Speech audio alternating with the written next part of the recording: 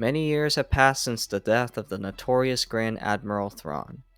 In the absence of the last great military genius of the Imperial Remnant, Luke Skywalker and the fledgling New Republic hope that at last the time has come for meaningful peace. However, there are sinister plans afoot, and in the hand of Thrawn Duology a great evil is uncovered, one that could threaten the entire galaxy. The two books Specter of the Past and Vision of the Future continue the story of Thrawn, and are a stepping stone into the legendary New Jedi Order series of novels. Let's dive in.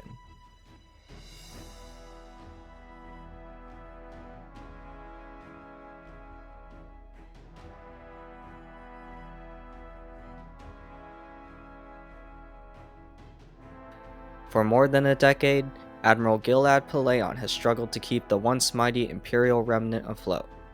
Constantly hounded by the New Republic, a looming sense of defeat and gloom has settled over him and his crew on board the Star Destroyer Chimera.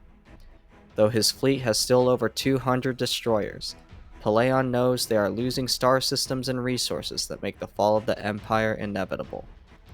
Resigned to what he knows must happen, he orders for an emissary to be sent to the New Republic to negotiate terms of surrender.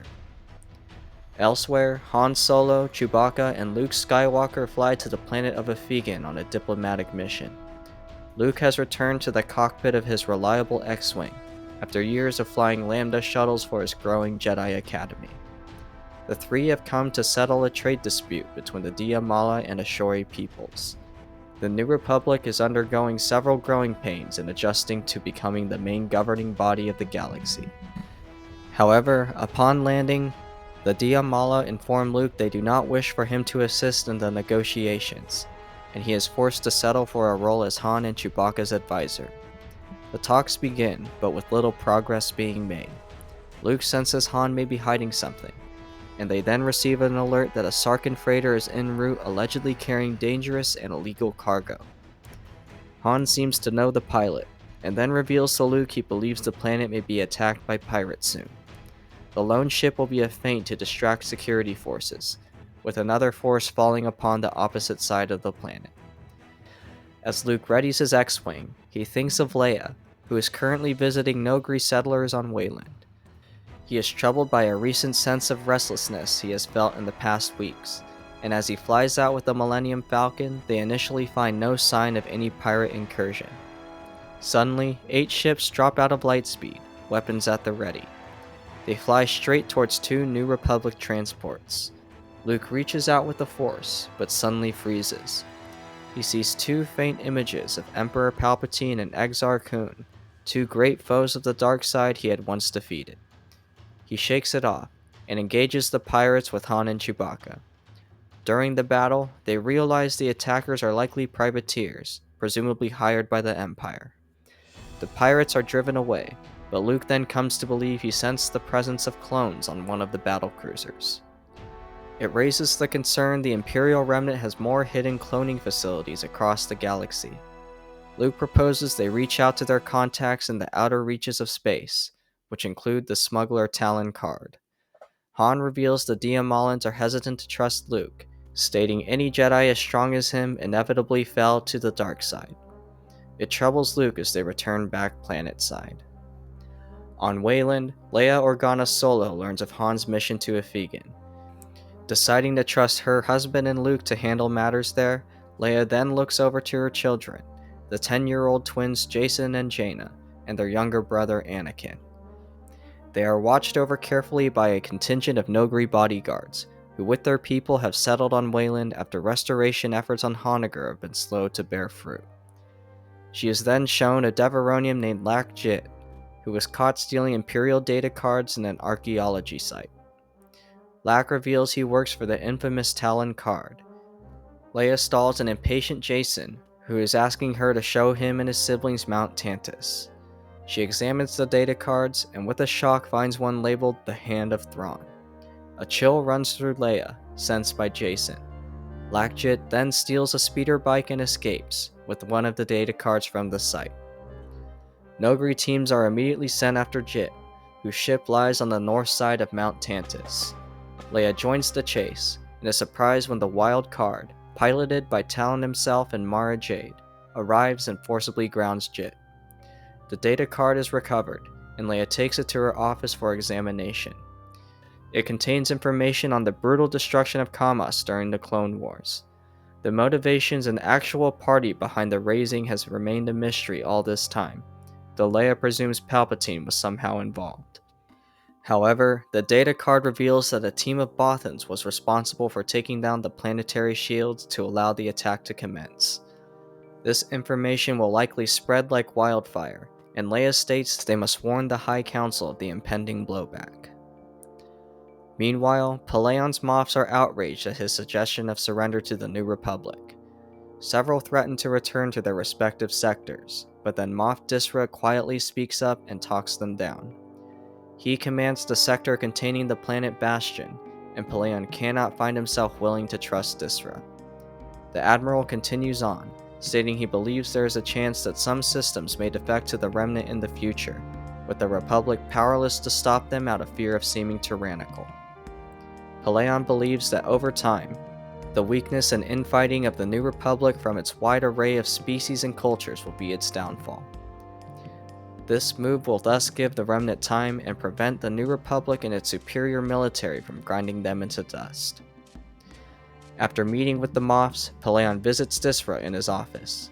Disra has no qualms with the idea of a lasting peace, but resents the notion of groveling before their longtime enemies in the Republic. Pellaeon is introduced to Disra's aide Grodin Tierce, and Disra begins a conversation had many times over with Pellaeon. For Disra believes the Imperial fleet should consider hiring pirates and mercenaries, using them with Imperial cloaking shields to ambush the Republic. Pellaeon then questions Disra over a recent supply of Sorosu prey birds acquired by the Moff, demanding to know who he has been doing business with. He senses Disra is up to something, but must move on to preparing the peace envoy for the diplomatic mission. After Pellaeon leaves, Disra then turns to his unassuming aide. After a line of questioning, he then discovers Tierce is a former member of the Emperor's Royal Guard. Tierce reveals he had not been present at the Battle of Endor, but was on the Chimera during the time of Thrawn's return to the known galaxy. He also disagrees with Pellaeon's strategy, then points out a data card on Disra's desk.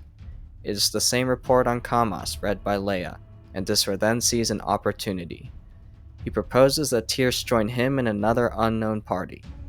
He leads Tierce to a secure room in his palace, where Disra reveals he has hired a conman named Flim to impersonate the late Grand Admiral Thrawn. Disra plans to use the ruse to rally the Empire to fight again, along with the hired help of the Kavrilhu pirate gang. Additionally, it is revealed that Thrawn indeed hid cells of Mount Tantus clones across New Republic space, which Disra was able to find records of. Meanwhile, Leia confronts Counselor Borsk Fela over the Bothan involvement in then Senator Palpatine's destruction of Kamas. Fela admits Bothan complicity, but like Leia does not know the specific parties involved. It becomes imperative the old data card be repaired so more intel can be gained, but Fela knows his entire race will soon be put through a brutal line of questioning and public scrutiny. Elsewhere, Mazik, a smuggler accomplice of Talon Card, meets with Lakjit in a cantina. There, he learns of the Kamas conspiracy as well. He and his partner knock Jit out and take him away. And meanwhile, Moff Disra prepares to dispatch several Star Destroyers to Mauritius, keeping his true plan still tight to his chest. 3 destroyers have also been sent to the Botha Wui system for a long-term mission. The officers are hesitant to agree to the strange, peculiar set of orders until the decoy Thrawn arrives. They are awed and instantly fall back into a normal military mindset. However, one of the captains named Dorja reveals she used to serve under the real Thrawn's direct command, causing Disra to worry the ploy may unravel. Tierce, however, assures him they have covered their tracks, even altering the original Thrawn's genetic records. The conspirators discuss their plans moving forwards, with Tierce asking for access to Thrawn's old sleeper cells. On Mauritius, Wedge Antilles and Rogue Squadron have escorted General Bel Iblis and Lando Calrissian to another diplomatic meeting for the New Republic. Lando is troubled by recent news of pirate activity near Varn, a disturbing trend of growing incursions across the galaxy, even near the core. Whispers of the Kamos conspiracy also reach their party, and Wedge and Lando decide to search for more information while Iblis is bogged down in his meeting. They travel to meet with someone called the Old Recluse, an elderly Moorish. He demands payment for a story on Kamos, but Lando discovers a hidden room of computer terminals the Recluse uses to tap into Imperial communications. Then, a display suddenly shows a Star Destroyer dropping into orbit. Wedge scrambles Rogue Squadron for a fight, knowing it will be a pitiful defense going against the Imperial Remnant. The Star Destroyer, however, seems to be chasing down a Corvette, and manages to draw it into a hangar with a tractor beam. It then jumps away, but Lando is able to capture a garbled transmission. Though no one in the Republic knows it yet, the Corvette was actually the diplomatic envoy of Admiral Pellaeon, and was detained just before being able to fully relay its intentions. Meanwhile, Pellaeon himself meets with several generals on the world of Munilist. He is tracking down the source of funds used to buy the Preybird pirate fighters, which to his disdain have begun to supplant traditional Imperial TIE fighters in his fleets. Pellaeon secures the agreement of the Munilist officials, a key financial ally of the Remnant, and gains their support for the proposed treaty. Elsewhere, Moff Disra learns from Tierce of the Corvette's capture, but that a small signal may have gotten to New Republic ears. General Bel Iblis is apprised of the events over Mauritian, as the commanders hypothesize the Corvette may have been attempting to defect from the Empire. And back on Coruscant, Leia arrives at the Grand Convocation Chamber of the New Republic Senate. A hearing is being held over the Kamos report before President Ponk Gavrason. Leia watches as a contingent of aliens demand the Bothans be punished for their involvement as Gavrason attempts to maintain order. Again, Leia is reminded of the fragility that still lurks within their new galactic order, of its infighting between contentious cultures that threatens to rip it apart. After leaving the session, she is suddenly confronted by an Ashori senator, who reveals he has brought two Kamasi who wish to speak with her. Leia's meeting with the Kamasi ends up being inadvertently eavesdropped on by Han, whose private comm is then surprisingly pinged by Talon Card. Han learns of the Bothan turmoil as he also realizes that since the Ashori are now involved, the Diamala inevitably will be too. Talon informs Han of Lac Jit's capture and the re-emergence of Thrawn's clones. He agrees to begin reporting back with Han regularly as Leia's meeting concludes. Meanwhile, Captain Nalgol of the Remnant brings his Star Destroyer out of hyperspace and into the remote Botha-Wui system. The magic of Thrawn's seemingly miraculous return has worn off by now, and he begins to wonder of the true plans for the Remnant. His scouts encounter several small ships and a larger comet. They tether to the comet and begin the long wait for further orders. Elsewhere, Luke Skywalker poses as a smuggler named Mencio to gain access to the Cavrilhu pirates. The cover works, and Luke's cargo is brought before the pirates. He manages to sneak away and hide in one of the boxes. None the wiser, the pirates ship the box with Luke inside their base, but soon catch on to the ploy. Luke wiggles his way out and asks to speak with their captain. However, the pirates draw their blasters and open fire. Luke is forced to ignite his lightsaber, revealing his identity as a Jedi. He flees, still seeking an audience with the pirate leader. However, he is soon trapped in a room with countless intersecting metal bars, unable to cut himself free. The pirate leader mocks Luke and begins to pump air out of the room. Luke manages to wire up a makeshift bomb from some spare blaster power packs to free up his lightsaber. He cuts his way free, and then a familiar voice speaks to him on his comlink. It is Mara Jade on board the ship Starry Ice, something Luke realizes with genuine pleasure. With her help, he looks to find a way to find a ship in R2 again, as explosions begin to go off on the pirates' main asteroid base. Mara believes it may be a self-destruct sequence, and she and another pilot provide covering fire as Luke makes it back to his landing bay. As it will take too long for a ship to depressurize, Luke will eject out into the vacuum of space and enter a hibernation trance until Mara and her co-pilot can recover him and his X-Wing. The plan barely works, with Mara focusing intently and channeling her slight force powers to catch Luke in their ship. As they blast their way free from the asteroid base after recovering the X-Wing, they then encounter a strange starship lurking in the distance. As Luke approaches it, however, the ship suddenly vanishes into hyperspace.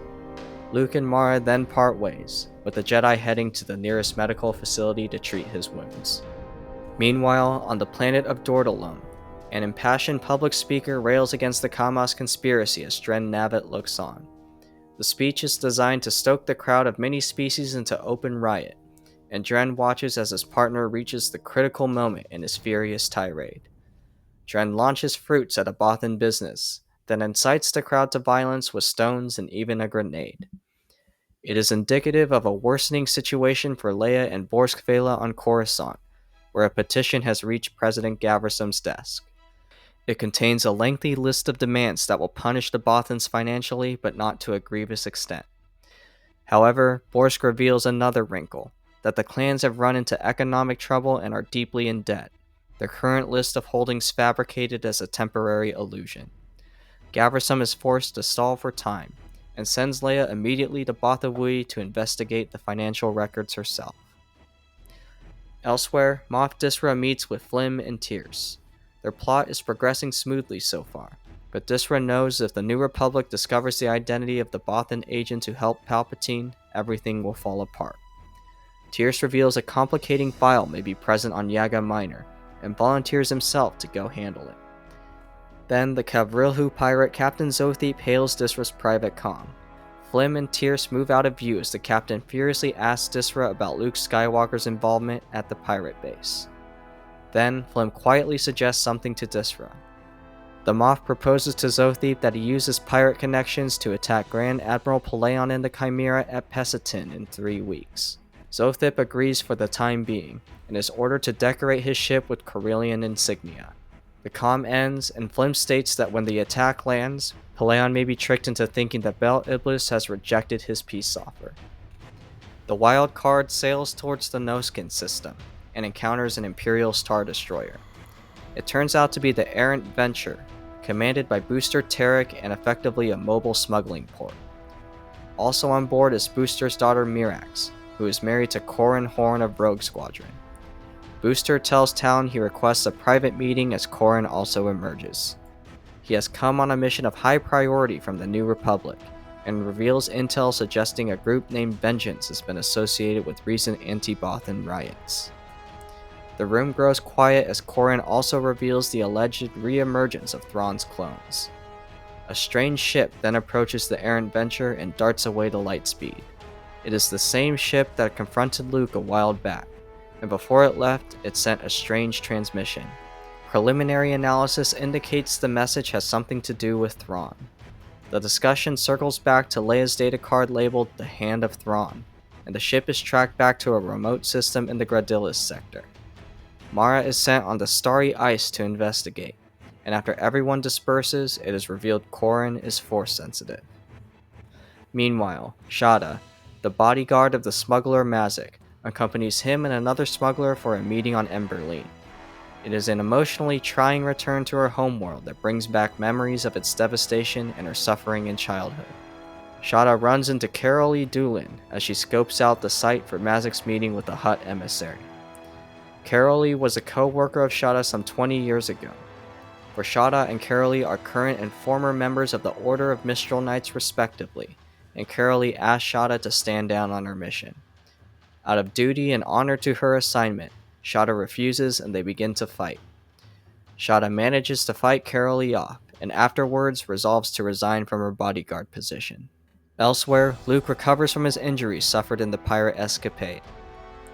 He decides to meditate to regain clarity in the Force. Suddenly, a brilliant vision hits Luke, far more profound than any he had ever seen before. In it, he sees Wedge and Rogue Squadron, and his Jedi students leaving the Academy on Yavin 4 and scattering across the New Republic. A flash shows Han and Leia facing a huge mob before vanishing, and the final appearance is Mara Jade. She appears almost dead, surrounded by rock and water. Luke then emerges from the vision and begins to reconsider his aim of hunting down the clones.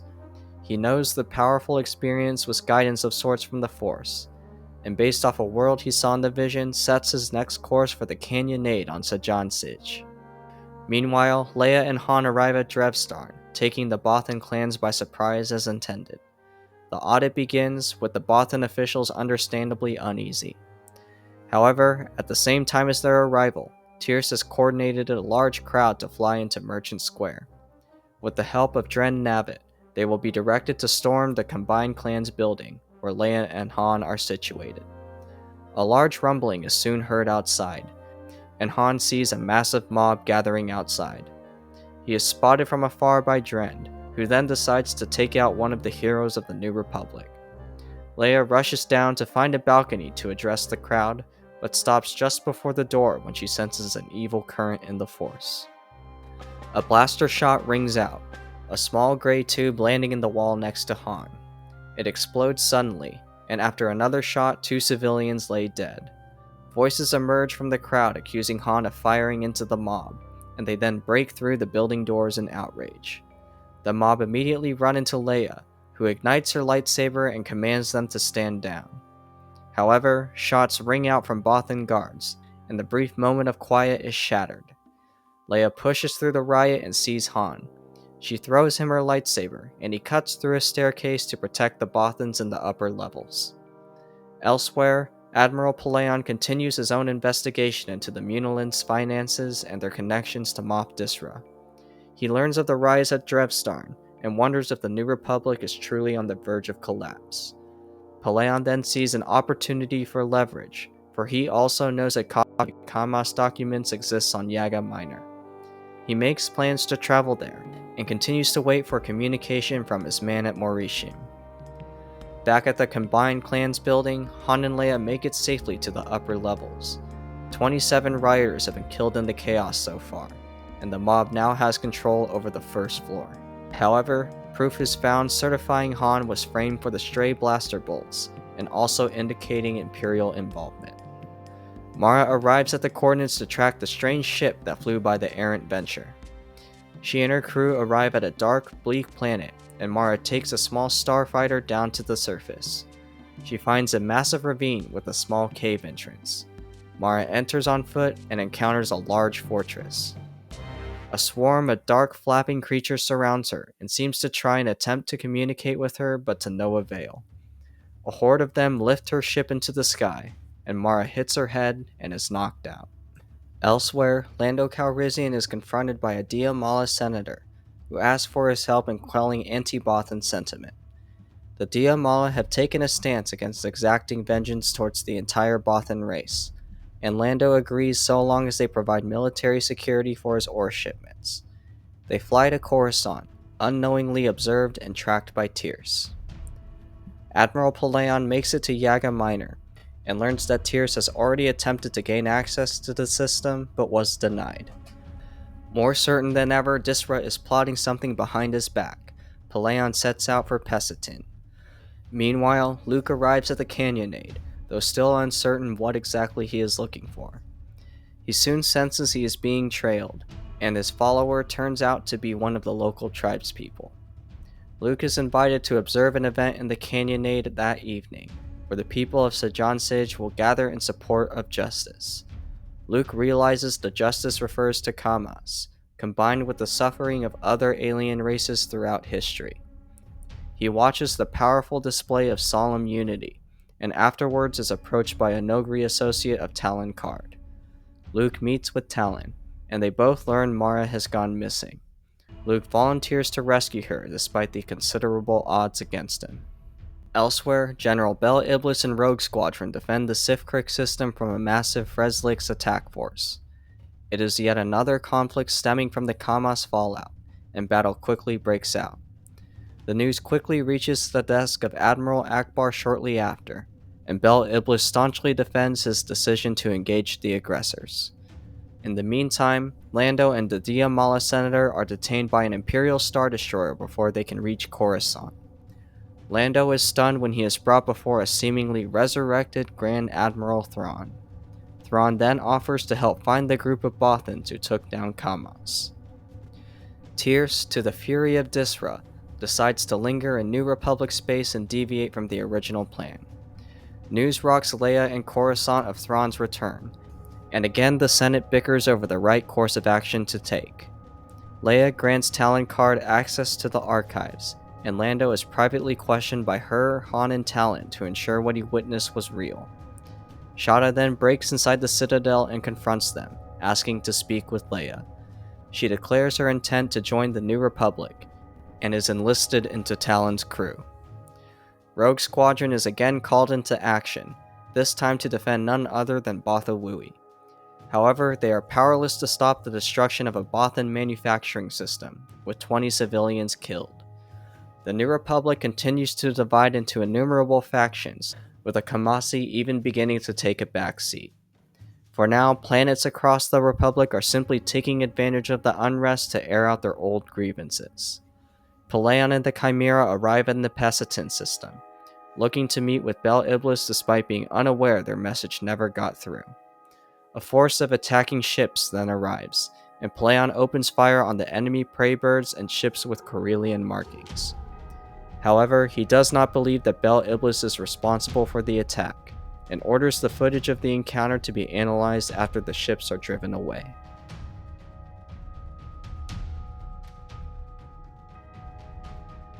"30 hours after the failed attack on the Chimera, Admiral Pellaeon decides to wait 2 more weeks for Bel Iblis to come to Pesitin in the hope of securing a lasting peace. Meanwhile, the conspirators Disra, Tierce, and Flint move forwards with their schemes, as in the wake of the unrest on Coruscant, numerous systems begin to petition for readmission into the Empire. After learning of the somewhat stymied attack on Pellaeon, Disra and Tierce exchange words. The Moff draws a hidden blaster, but is disarmed and beaten by Tierce in a fight. Tierce reveals the true nature of the Hand of Thrawn, something he has been privately researching the entire time. He believes Captains Neariz and Park, 2 figures from Thrawn's Imperial origins who have since vanished, are guarding this hidden weapon of Thrawn somewhere. Elsewhere, Imperial Captain Nalgul remains in the Tyrannic, observing a military force gathering around Botha Wui. Under orders from Thrawn, they are to wait for the battle to unfold and then swoop in to finish off any resistance. At the same time, Luke Skywalker pilots the Jade Fire in search of the missing Mara. He begins searching for the fortress reportedly found by her, and is escorted by 2 alien ships down on the surface. However, as they near the fortress, the ships spin away and open fire. Luke races away and is forced to ground his ship, but manages to lose them. He begins the kilometers-long trek to the fortress with R2-D2, and comes across a small winged creature that seems to be watching him. Luke is able to understand the creature in his mind using the Force, and several others appear. One is called Hunter of the Whims of the Com K, and says they cannot help Luke before flying away. Turning around, Luke finds his X-Wing has vanished. A young Com K then emerges and offers to take them to Mara, who is apparently being held by the Com Ja. Elsewhere, General Bel Iblis attempts to convince Admiral Akbar to send Republic ships to Botha Wui. However, due to the politically tenuous situation, the New Republic cannot afford to be seen siding with the Bothans. Instead, Iblis and Rogue Squadron are ordered by President Gavrisum to raid the Imperial base at Yaga Minor for the Kamas documents. It is unfortunately their best course of action and poses a daunting challenge. After the meeting, Bel Iblis pulls Wedge aside and tells him he will embark on a separate mission. He will take Commander Corran Horn down to Botha Wui, for Iblis believes the mysterious vengeance group responsible for inciting the social unrest across the galaxy will try to take down the Bothan planetary shields. Meanwhile, Talon Karrde and his new bodyguard Shada fly to Exokron, stopping at a spaceport first. They gain an audience with the crime lord Kreb Bombassa posing as private citizens seeking passage through the sector. Talon and Shada gain Bombassa's favor by foiling an assassination attempt on him, and continue on. Talon is searching for a man named George Kardas, who he believes may have a copy of the Kamas documents. Leia and Han manage to break away from Coruscant for a delegation trip to the Kanshin sector. At the same time, Admiral Pellaeon finally learns that Thrawn is somehow returned. He cannot believe it, having witnessed the Grand Admiral's death with his own eyes years ago. Pellaeon begins to doubt if his plan of peace is the right course, but nonetheless resolves to continue waiting for General Bel Iblis. And far away, Mara Jade finally senses Luke's presence in the Force, reigniting her hopes of rescue. They reunite and learn that Mara had been kept in the cave to be protected from the threateners in the nearby fortress. Luke and Mara talk more with the Comjaw alongside the young Com K, who is called Child of the Winds, and decide to investigate the fortress. Han and Leia's vacation continues to Pacrick Minor, where they instruct their bodyguards to wait for them at the spaceport. However, their ship suddenly comes under attack by several small starfighters. The old Millennium Falcon takes several blasts and begins plummeting towards the surface, hounded by what they can now see as TIE interceptors. The Falcon is surrounded and brought to the ground.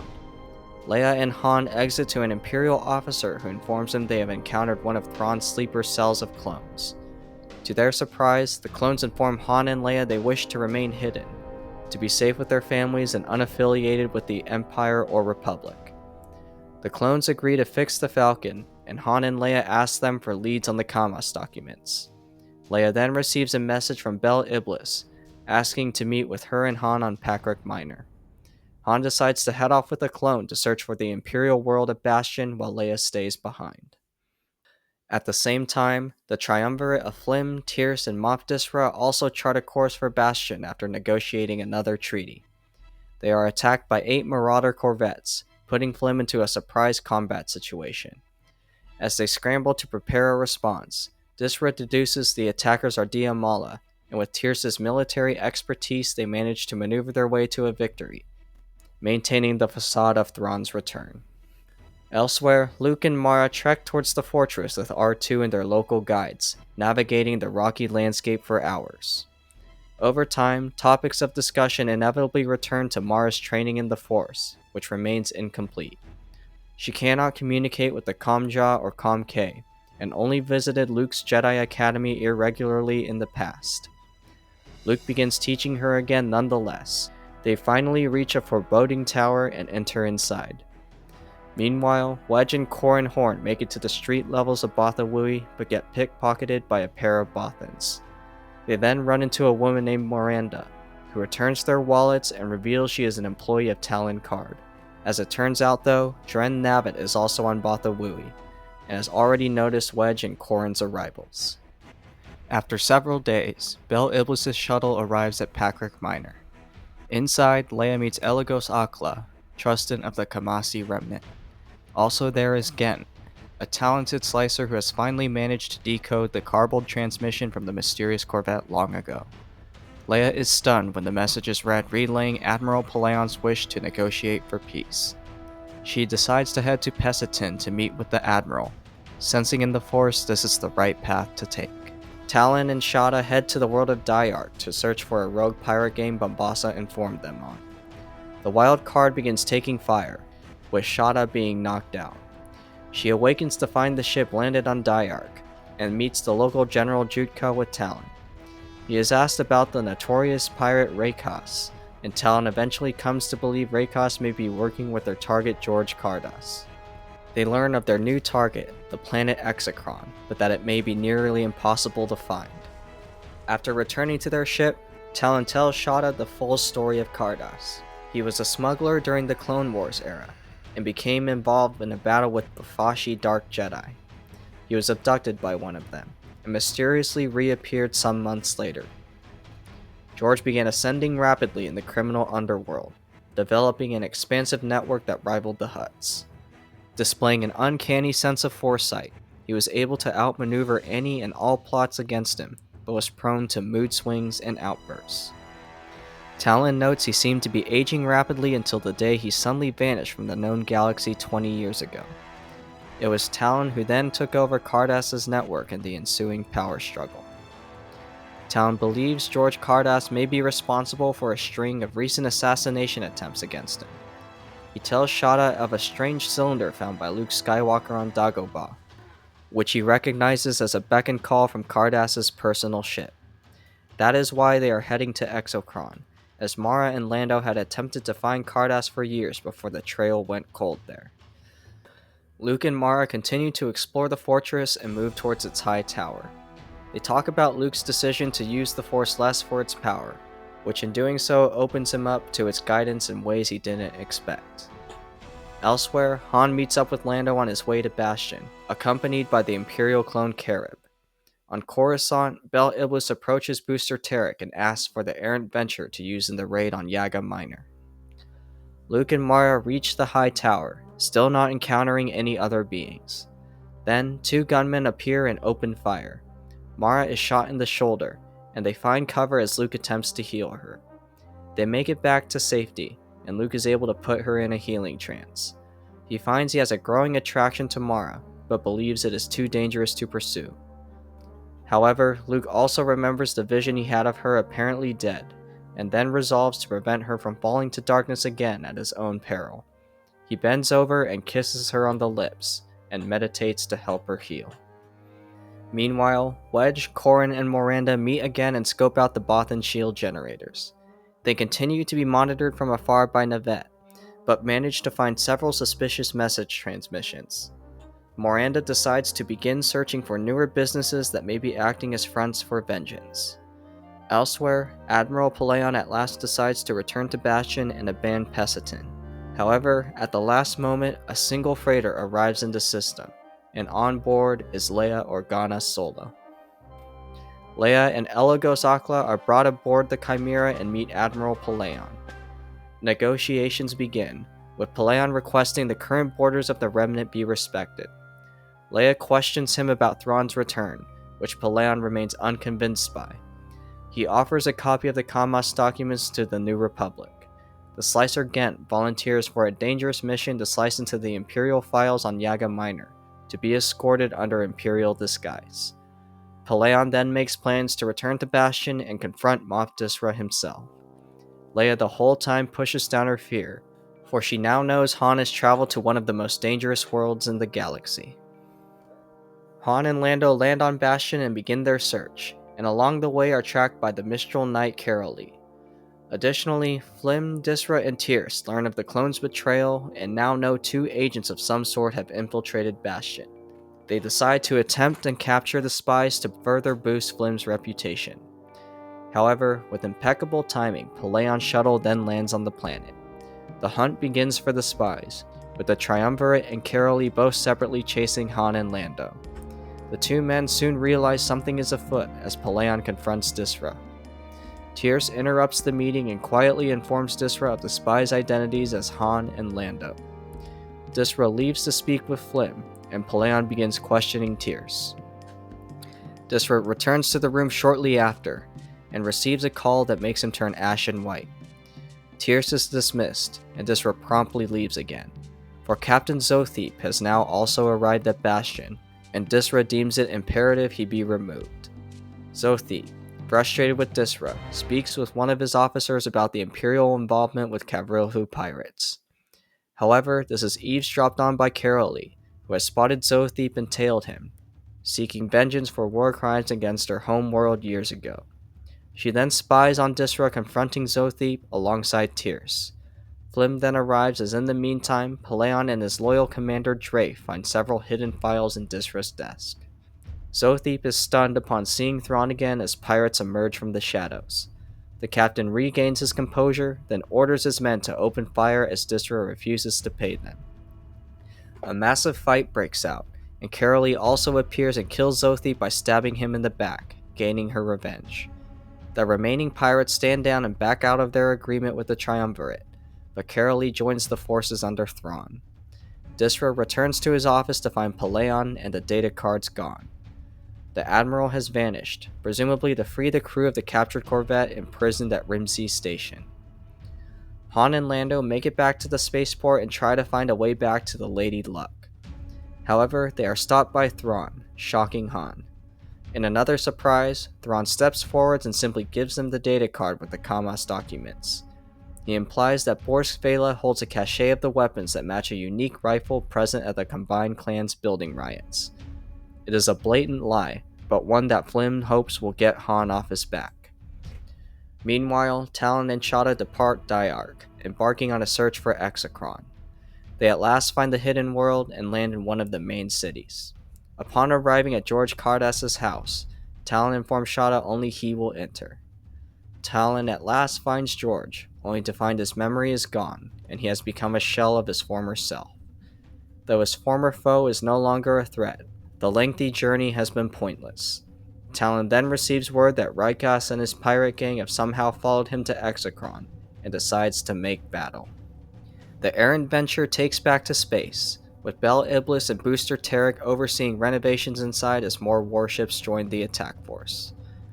On Bothawui, Wedge and Corrin received orders from Bel Iblis to return to the fleet. Elsewhere, Mara recovers from her wound and awakens after 5 days. Luke tells her she has the potential to become a powerful Jedi, and offers to help her recover lost memories of her past. Their relationship continues to develop, and Luke soon realizes he can sense all of her thoughts and emotions just as she now can with his. They return again to the fortress, and survey its seemingly empty defenses. Moving inside, Luke and Mara find an abandoned command center. It has a massive holographic map of the galaxy, one identical to Palpatine's on Mount Tantus. However, it also has a huge new area colored in the unknown regions. It implies Palpatine had aided Thrawn when the Chiss was sent to the unknown regions in exile, supplying him with men and ships. Thrawn was apparently able to acquire vast sectors of space, something the current Imperial Remnant is unaware of. Mara decides to confront the soldiers to find a way to gain more intel. She heads off alone, with a reluctant Luke tracking her in the Force. Mara eventually finds a room with uniformed blue-skinned aliens and an Imperial Admiral. They address each other, with the Admiral being surprisingly courteous. It is revealed he is Voss Park, the same captain who had originally discovered Thrawn and brought him to Imperial Court. He tells her more of Outbound Flight, a Jedi expedition long ago into the unknown regions. Park reveals the mission ended up on the edge of the blue-skinned aliens' territory, who Mara learns are called the Chiss. There, Palpatine had also sent a force to ambush the Jedi, but the would-be attackers were found by Thrawn. Thrawn destroyed them, taking Kinman Doriana, Palpatine's right-hand man, as prisoner. Thrawn eventually fell into political turmoil in Chiss society and was quickly sent into exile. There, Park found him and brought him into the Empire, where Thrawn quickly rose in rank. Park claims Thrawn agreed to do this to protect the Chiss, mysteriously alluding to darker threats lurking outside the known galaxy. The strange ships spotted by the New Republic over the past weeks have all come from this base. A newcomer then arrives, introduced as General Baron Suntir Fel, a former TIE pilot who defected to Rogue Squadron before vanishing.